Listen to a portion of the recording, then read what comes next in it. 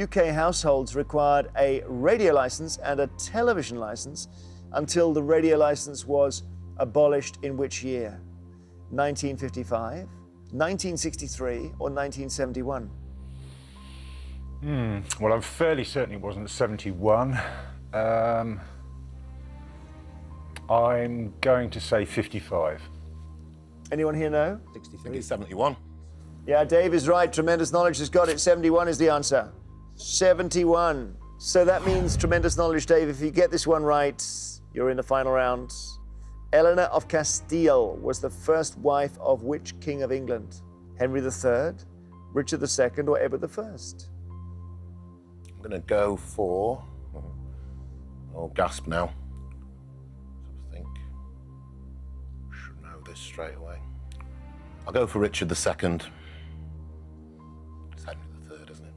No, it's neither. It's Edward I. Edward I, sorry. So, Martin, we go to sudden death now. Anne Neville was the wife of which king of England? William the second. It's a guess. It's not William, actually, it's Richard III. It's the one everyone was talking about a while back. Wasn't that an amazing story? Tremendous Knowledge, Dave. In 1766, William Pitt the Elder was elevated to the peerage with the title Earl of where? I know what I want to go for, but I thought it was a bit the younger. Earl of Chatham. Earl of Chatham is the right answer. Well done, Dave. You've taken the round. So, bit of a fight back by the Eggheads, but you put in a good performance there, Martin. Sorry, he's knocked you out. Please, both of you, rejoin your teams.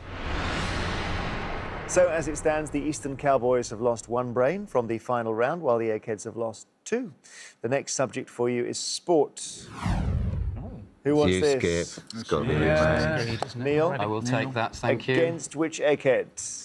If you're feeling adventurous, go for Kevin. I'll leave it to if you. you're feeling I wouldn't like conservative, go for Barry. Really. I'll probably go for Barry.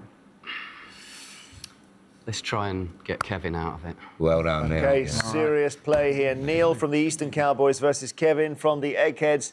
Please go to our question room.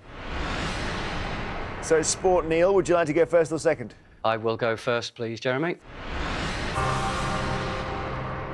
Here we go, good luck. Sergio Parise has captained which Six Nations rugby union team? Is it Italy, Scotland or Wales? OK, it doesn't sound the most Scottish or Welsh name. Blimey, or Italian, really, for that matter. But I'm going to go for Italy, just because I haven't heard of him, and I would have thought I would have if he was Scottish or Welsh. Italy is the right answer. Thank goodness. Kevin, in which sport is a participant most likely to bob and weave? Is it volleyball, darts or boxing? Oh, to bob and weave. Bob and weave. Yes, I suppose technically you could have a go at that with volleyball and darts, but it's most likely to be trying to avoid blows in boxing. Boxing is the right answer. OK, back to you, Neil. Tony Gubba is most associated with commentating on which sport? Tennis, football or snooker? Well, I'm going to go for... football. Football is correct. Well done. Kevin, the Major League Baseball team known as the Orioles is based in which US city? Is it Milwaukee, Baltimore or Cincinnati? It's the Baltimore Orioles. Baltimore is the right answer. Cracking along here, 2 each. Back to you, Neil. What is the name of the governing body of horse racing in France? Is it France Galop, France Hippodrome or France Chasse? OK, I don't know this one. I would have said it probably got the word France in it, so that hasn't helped much. Gallop sounds too obvious. I'm going to go for Hippodrome. It's actually Galop. Damn. It really is France Galop. So that's 2 out of 3. Let's see whether Kevin can take his place in the final with this question. Miga, Kwachi and Sumi were the mascots for which Winter Olympic and Paralympic Games? Kevin, was it Salt Lake City 2002, Turin in 06 or Vancouver 2010? Those words just sound to me more like they might come from somewhere up near the northwest coast of North America. The sort of British Columbia, so I'll Miga, Kwachi and Sumi. I suppose it's technically, well, anyway. I'll go for Vancouver. Is he right, Eggheads? Yes, should be. Yep, you're right, Kevin. Vancouver 2010 it is, so 3 out of 3. Sorry, Neil. Ouch. That can happen with Kevin. Pulling themselves back into the race a bit here, aren't they? Let's see what happens in the final. If you come back to us, we'll play it. So this is what we have been playing towards. It is time for the final round, which as always is general knowledge. But I'm afraid those of you who lost your head-to-heads won't be allowed to take part in this round. So Neil and Martin from the Easton Cowboys and Pat and Judith from the Eggheads, would you please now leave the studio? So here we go. Reg, Mark and Justin, you are playing to win the Easton Cowboys £8,000. Barry, Kevin and Dave, you're playing for something that money can't buy. The Eggheads' reputation. As usual, I will ask each team 3 questions in turn. This time the questions are all general knowledge and you are allowed to confer. OK, so Eastern Cowboys, the question is, are your 3 brains now able to defeat the Eggheads 3? And you've had a very good game so far, so let's see what happens. Do you want to go first or second? We'll go first, please, Jeremy. First, please. Here we go with your first question. Which BBC radio station was threatened with closure in 2010, leading to protests from listeners and musicians? Was it Radio 3, 6 Music or Radio 1? I think it was 6 Music. Music, We're agreeing on that? Because they keep talking about it, don't Definitely 6 Music. They would never threaten Radio 1, surely, or Radio 3, no. if you think about it. No. We're going to go for 6 Music. 6 Music. 6 Music is the right answer. I work in the same building as the brilliant staff of 6.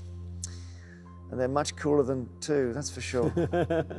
OK, Eggheads, how many faces does a decahedron have? Is it 2, 10 or 12? How many faces does a decahedron have? Decahedron, yeah. 10. Well, deca is the prefix that means 10, so we'll go for 10. 10 is the right answer. Right, so 1 each. Back to you, Eastern Cowboys. Saddle up, here we go. A misericord is a ledge on the underside of a seat in what type of establishment? Church, library or theatre? Having Later done medieval studies at university, I ought to know that, really. Good. What do we think? It's a church. No, I'd go with that. Church. Yeah. We'll go for church, please, They're Jeremy. the little ledgy seats in the choir bit, and there's carvings underneath them, they tip up. You're absolutely right. Well done. Church it is. Good play here. OK, next one. Eggheads, in Morse code, which punctuation mark is represented by 2 dots, followed by 2 dashes, followed by another 2 dots? Is that a full stop, question mark, or ampersand? Oh, don't know this, but I'm sure a full stop is more common, so that would be a shorter code than 6. Ampersand is a mixture of 2 signs, isn't it? So I'm wondering if 2 dots, 2 dashes, 2 dots could be ampersand. Oh, right, OK.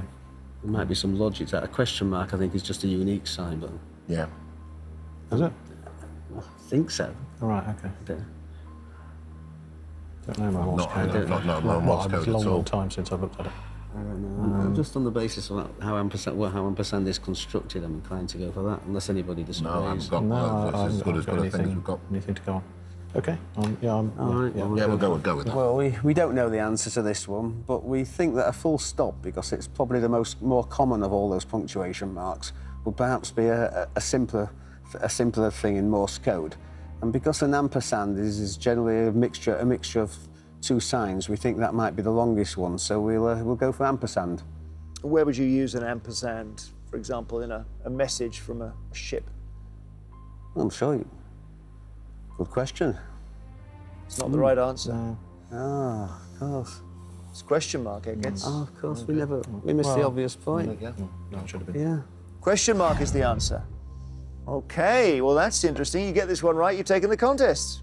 £8,000 on the table. Just get this one right. The cuneus is a wedge-shaped part of which organ in the human body? Is it the liver, the brain, or the heart? Can you spell that, please? C-U-N-E-U-S.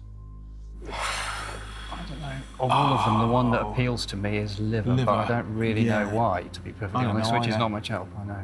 Wow, that's hard. Any other thoughts on that? My inclination is to say brain, but then I could be wrong. I don't recognise it. We don't really know. All I recognise is the shape. It's wedge shape. Wedge shape. I mean, think about where it's going to be. Well, the bottom of the heart is wedge-shaped. I think we'd The known liver it. is full of I think if it's the heart, we'd have wedge-shaped. heard that by now, right? Should we go for liver? I don't think heart, no. Go for liver? I don't recognise it as part of the heart. I favour liver, but I don't honestly know why. I say liver because I think if it was Let's only go the other liver. two, we Let's might go have heard liver. of it. Let's go liver. Captain? Okay, I think we should. We'll go liver, Jeremy. Your answer is liver. If you've got it right, the contest is yours. The money is yours. It's a bit like your ampersand one in a funny way. You've just gone the wrong way. You were close. It's brain. Oh, bum. It's brain. Well, Mark, your instinct has served you very well so far, so don't be disheartened. It is brain. Now, let's see what the Eggheads can do here. It's very dangerous to give them away back into the game. Here is your question, your third question. Which Prime Minister was nicknamed Bailey Vass by Private Eye magazine? Is that Edward Heath, Alec Douglas Hume, or Tony Blair? Alec Douglas Hume? Is it? Yeah. Yeah, I'm pretty certain it was Alec Douglas Yeah, Hume. that rings a bell, I think. Yeah. It's not, it's obviously not Tony Blair. Yeah, Bailey Vass, okay. Okay. Well, the only one of those Prime Ministers who is Scottish there is Alec Douglas Hume, and I do recall reading Private Eye when it called him Bailey Vass, so that's our answer, Alec Douglas Hume. You're right, Alec Douglas Hume it is. Back on track, Eggheads, well done. So, you're equal after 3 questions. You both got one wrong, we go to sudden death. Okay. I guess it's never going to be easy, is it? It's the way it goes. The Mystic River, which gave its name to an Oscar-winning film, flows into the harbour of which major American city? East Coast. I'm inclined to think Baltimore, but if anyone else has got a better I haven't idea. even got a suggestion to make, so... Oh, blimey. Do you know what? I think you're not far off, actually. The Mystic River, which gave its name to an Oscar-winning film, flows into the harbour of which major American city? I'm not convinced it's Baltimore, to be honest. I think it's further north, but... What are you thinking, Boston? No, not as big as that. That sort of area, though. I have to abstain. I haven't even got a feeling. What do you think, Reg? Otherwise, we'll go Baltimore. I'm sure it's more further north than that, but... No, go with it. I can't think. Okay, we'll go with Baltimore. Okay, Baltimore is your answer. Let's see if the Eggheads know. Boston. Boston. Is it? It's not, is it? Yeah, Boston. Damn it. Haven't lost yet? If you do get this answer, Eggheads, the contest is over. Which geological period is named after mountains on the Switzerland-France border? Jurassic. Shall I run through them all? Well, no, it's not those. No, it's Jurassic. It's Jurassic. The only other mountains on the book. They're the Vosges, and there's no Jurassic period. It was named after the Jura Mountains, and the period is the Jurassic period. The correct answer is Jurassic. We say congratulations, Eggheads. You have won.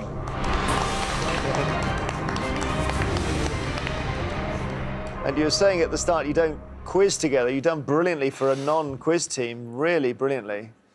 Don't let the put the Cuneus out of your minds. Oh, how about Boston? Can we put that out? Oh, Boston. Should have done that. Commiserations, you Easton Cowboys. The Eggheads have done what comes naturally to them, and their winning streak continues. They've had some really exciting games lately as well. I'm afraid it means you won't be going home with the £8,000. So the money rolls over to the next show. Eggheads, very well done. Who will beat you? Join us next time to see if a new team of challengers have the brains to defeat the Eggheads. £9,000 says they don't. Till then, goodbye.